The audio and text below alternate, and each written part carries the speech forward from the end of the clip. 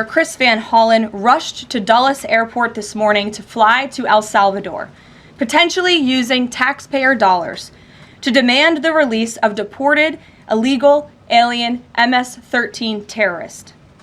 The Democrats and the media in this room have continually and wrongly labeled Kilmar Abrego Garcia as a Maryland father. There is no Maryland father. Let me reiterate.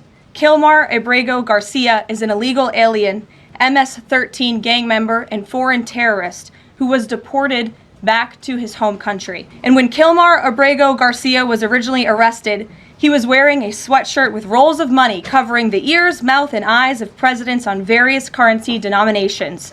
This is a known MS-13 gang symbol of hear no evil, speak no evil, see no evil. Abrego Garcia was also arrested with two other well-known members of the vicious MS-13 gang. And two separate judges found that Abrego Garcia was a member of MS-13, and that finding has never been disputed. And just this morning, it was revealed through Maryland court documents that Abrego Garcia's wife petitioned for an order of protection against him for 2 instances of domestic violence in May of 2021.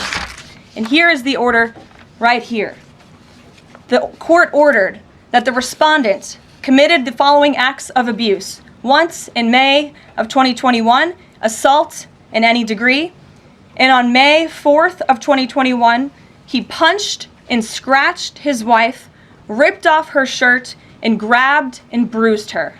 So not only are Democrats rushing to defend an illegal criminal foreign terrorist gang member, but also an apparent woman beater. To set all of that aside, the basic fact that he was illegally inside our country and had a lawful deportation order made him subject to removal back to his home country of El Salvador. And if he ever ends up back in the United States, he would immediately be deported again. Nothing will change the fact that Abrego Garcia will never be a Maryland father. He will never live in the United States of America again. And the United States Supreme Court ruled unanimously that the President of the United States and the Secretary of State could not be compelled to forcibly retrieve this citizen of El Salvador who is currently locked up in a maximum security prison in his home country due to his MS-13 membership.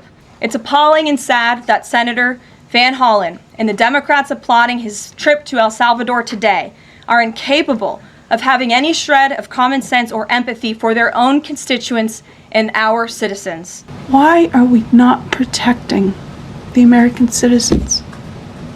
It's just common sense. Why are we not protecting our children?